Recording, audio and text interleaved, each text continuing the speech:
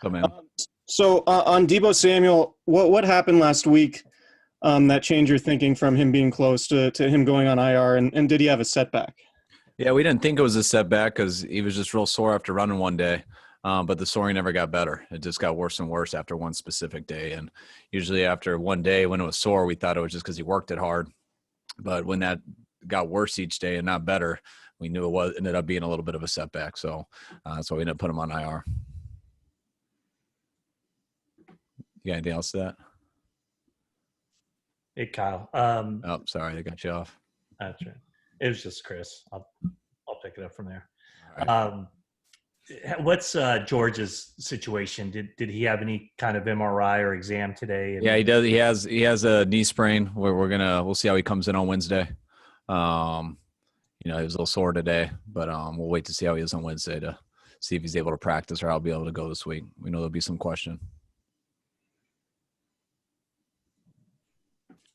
Kyle, just looking at the film, what did you think of the interior of the offensive line and how they fared with some of the juggling you did there? Yeah, I was happy with them. By no means were they perfect, but I thought we took a step forward in how we played them last year. I thought we run blocked better than we have in our last two games last year, especially our game at home. I think we had like 30 some yards rushing, our worst one of the year. I thought we created a lot better holes, and I thought we held up in protection better.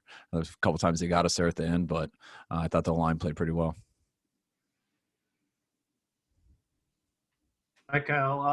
Well, after watching the film, how do you feel that your wide receivers separated yesterday?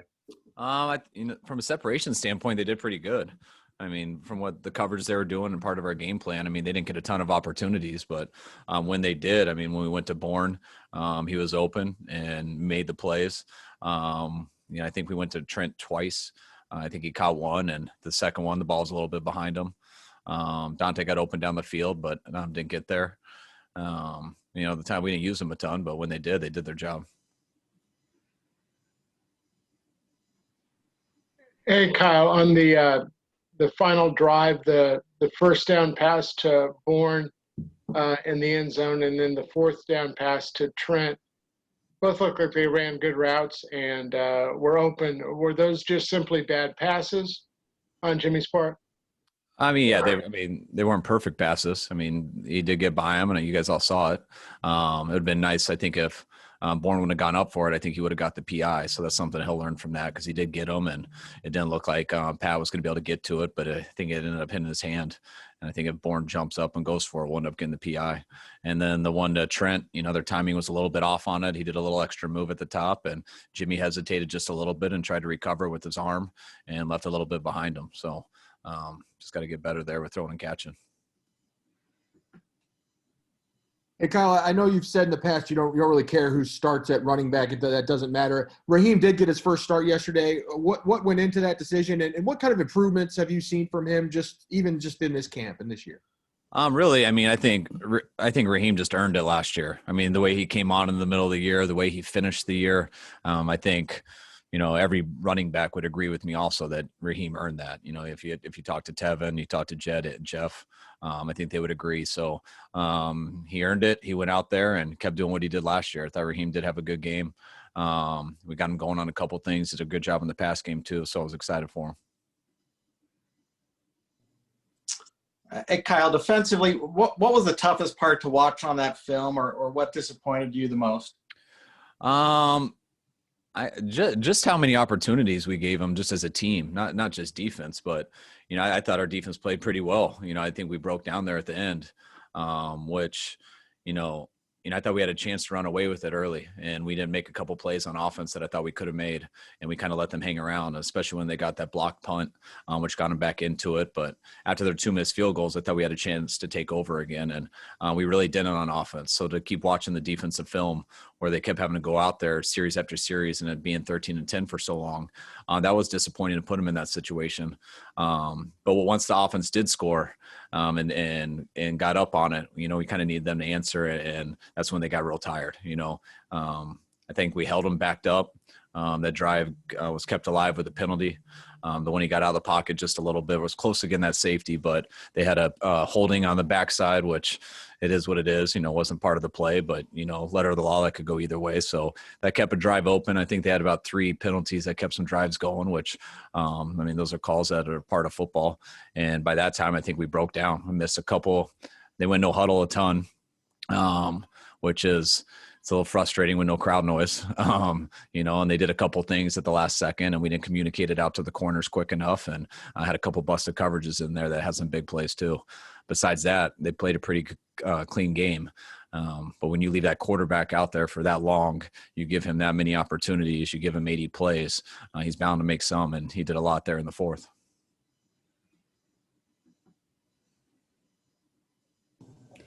Kyle, your defense had trouble keeping Kyler Murray in the pocket. You'll have to face him again this season and many more times in the future. Russell Wilson as well. What's your plan to keep those type of mobile quarterbacks in the pocket? That's always a challenge. It's a challenge with all mobile quarterbacks. So you're going to try as hard as you can, but you're not always going to be able to do that. I thought there were a number of times yesterday that when he did break out of the pocket, we were able to contain him pretty well. The worst one was a 3rd and long where we didn't stay in our lanes very well. We got up the field too much. I think it was a 3rd and 17, and he broke to the left, and we have too many guys in coverage, and that was one we were very undisciplined on.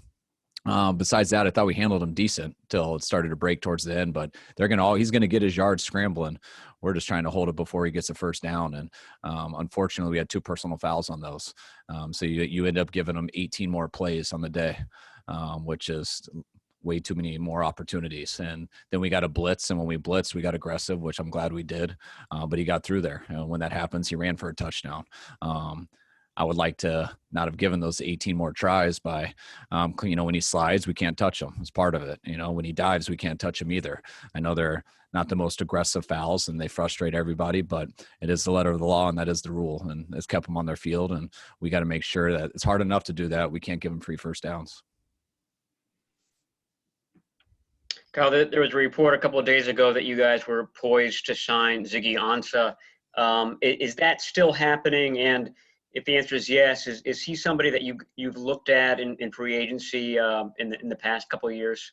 Well, I've always been a fan of Ziggy, playing against him and stuff. He's always been a real good player. And with Chris having such a good relationship with him over the years, coached him in Detroit. So we've always kept in contact with him. And I don't know what the plan is yet, but we're bringing him in tomorrow to work him out, see where he's at. And we'll see how it goes. But we'll decide that tomorrow. Kyle, what have you seen so far from Jerick McKinnon? It's been a long time since he's been on the field. He had a nice showing yesterday. Is his progress going according to plan? And then also, how did your offensive line look to you after watching the film? I was real happy for Jet. I thought Jet played well, had some key plays for us. I know he would like to catch that ball, which I think we would have got a field goal there. At least I think it was like 3rd and 8, or at least attempted a field goal. We ended up having to punt. But Jet played very well, and it was just him being out there was an accomplishment. I think it had been on about 1,000 days since he had played, and what he's gone through to get back. He's as good of a guy as there is. So everybody was pulling for him. He's worked as hard as he can, and he's also a player who's going to help us out a lot. So, and the O-line I was happy with. I kind of said a little bit earlier, but we took a step forward in how we played them last year as an O-line. I thought we protected better and ran the ball better. Kyle, were you guys able to further assess Richie James' hamstring injury? And also with that, how comfortable do you guys feel right now with your depth at wide receiver? We got to see how he feels Wednesday, but I'm definitely concerned. Our guys are going out. We lost 3 before this started, and then with Richie would make 4 if he's not able to go this week. So got a couple of guys on practice squad. We'll see how this pans out. Just like last week, we didn't really know till the end of the week, and still hoping to get possibly Aiyuk back this week. I'd be surprised if we don't, which helps. But Richie, I don't know yet. So that'll definitely be a fluid situation all week, just like it was last week. Kyle, Kittle played throughout the second half. Obviously wasn't as big a factor in the passing game as he usually is. I'm not sure how you evaluated him in the run game, but was there any thought to sitting him for parts or all of that half?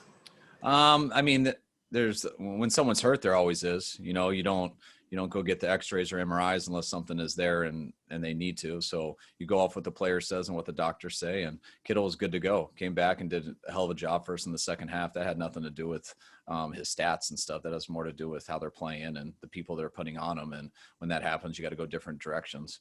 But no, we were happy with Kittle. And when he tells you he's all right and you look at him, you watch him move, he was good to go in that game. Kyle, after looking at the film, how would you assess Javon Kinlaw's first performance? I was really happy with Javon. You know, he'd been battling here through camp, trying to learn how to play D-line in the NFL while going against all our run stuff and everything. And I think it was really nice for him to get out there and go against someone else. And I thought he had a hell of a game. He made a number of plays. It's also a tough team to do that against, just the way their scheme is, how quickly they have the screens and everything, and the way their quarterback plays. But it was a real good first game for him. Kyle, it looks like Quan Alexander is maybe not quite to where he was at the start of last year. Do you see that? And then are you concerned about that at all? No, I mean, I thought last year, the way he came out, I mean, he played at such a high level right away. And I think yesterday, you know, with the space that their quarterback creates, some of the edges that we weren't very good with in the D-line, you know, he put him in some situations that aren't the easiest. He did cause 3 fumbles, which I was impressed with. You know, we didn't get any of them. He still runs around and wants to hit, but I don't think it was his best game. I think he'll have some better ones coming forward, but I'm not concerned. Kyle, back to Debo. Do you have an idea, or could you share what the new prognosis would be? Is the October game against the Eagles too soon for him? No, that's the goal. That's why we had to make that decision, because at first we were told we couldn't put him on IR because the injury happened before camp started. And then with the setback that he did have, they said it was all right. But we had to decide then so that game could count. So we can have 3 games in. So really hoping to get him back by the Eagles game. But we got to see how this heals and how it goes right now. Hey, Kyle, you kind of alluded to this earlier, but you know, those late slides that Kyler Murray does, and kind of the position it puts defenders in of, you know, trying to bring down a running quarterback, but also not get too close or not attack him too aggressively. Is that something, have you brought that up, or will somebody there kind of address that issue with the league office? Or, I mean, what's your thought on just kind of that quandary that style of quarterback puts defenders in? It's borderline impossible, but it's just part of this day and age of football. I get it. You got to protect everyone's head. You got to protect quarterbacks first and foremost. I think the harder thing that's gotten is when a quarterback slides or dives, that's declaring yourself down, which that makes it a lot harder for guys, because when you dive, you're gaining a lot more yards than sliding backwards. They always spot it where the ball is. So guys are going full speed. Now, when they slide, you should be able to get off them without touching them. Sometimes when they go forward, you can't tell the difference between running forward or diving forward. That is almost impossible. So it's a lot harder to not touch the guys. Now, what Kerry did do a really good job of when he was running to him and he dove, he tried not to land on him. He tried to get off him, as well as you could tell his intent was not even close to try to hurt the guy. He's just trying to get there and stop him from running for 100 more yards. But it makes it hard, and that's part of this league, and it's part of the advantage running quarterbacks have, and that's just what it is. Every team's gonna have to deal with that. Hey, Kyle, just back to those 2 throws from Jimmy on the final drive. Just separately, were the issues a lack of recognition, mechanical? What were the problems there? The ball was underthrown a little bit. I mean, balls are underthrown all the time. You don't always hit guys perfectly in stride. You underthrow a ball and it makes it not perfect, so the receivers got to go up and make a play, and they didn't. But there's nothing more to it. It's pretty simple. He underthrew it just a hair on both of them, and guys still had chances, but that would have been a real good play if they made it. Kyle, two things kind of on fans or lack of fans in the atmosphere. Why was it important for you to kind of remind the team of what the fans do to help them through a game? And also, did you feel like there was maybe some sort of a dip in energy or anything like that? A point yesterday where they could have really used the fans, and maybe they didn't have that reserve to dip into? Yeah, I mean, the fans only help us; they don't hurt us. And I wanted to remind the guys just because of we felt like the work we put in here for a few years and kind of how Levi Stadium was when we first got here to how it was at the end of last year. I mean, that was a lot of I think pain that the fans have gone through and the players and everyone involved with the Niners have gone through. And it was really, really cool and special where we got this place. And I know it would have been like that yesterday. And there's not a doubt in my mind, like watching our town, talking to our fans, like I know how fired up everyone was for week one. And it was unfortunate our players couldn't feel it. I tried to remind them that everyone's doing it in their house. You're just not going to hear them on the field. And by no means is that that's not why we lost. And we have plenty of chances to win that game. But I mean, that's going to affect everybody throughout this league. It's a different deal in that stadium. I mean, there's no one in there when you can hear their whole no huddle offense, when there's no noise really. I mean, even the ambient noise was quiet. You barely could hear that. So it's a different deal. Hopefully it doesn't last because I know we want our fans there and I know our fans want to be there. So hopefully we can eventually get some people in there, and same time, hopefully our kids are going back to school too. Kyle, two questions. Were there any other injuries that popped up today? And two, is Mohamed Sanu at all on your radar this week, given your receiver situation? Yeah, I mean, we'll see how these injuries go, but I love Sanu. I mean, he's a hell of a player, so him being out there is always a possibility. We'll look into everything that we have, though. We got to know our numbers are going to be up this week, which we don't have that settled yet. But I wouldn't rule that out at all. I mean, he's available, and he's definitely a guy I really respect, and I think everyone in this league respects. So we'll see how it goes this week.